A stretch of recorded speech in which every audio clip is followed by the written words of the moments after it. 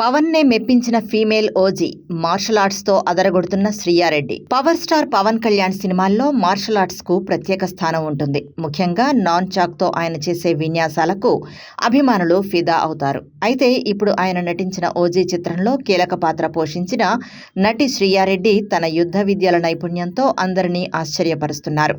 ఆమె ప్రాక్టీస్ చేస్తున్న వీడియోలు సోషల్ మీడియాలో వైరల్ కావడంతో నెటిజన్లు ఆమెను ఫీమేల్ ఓజీ అంటూ ప్రశంసలతో ముంచెత్తుతున్నారు.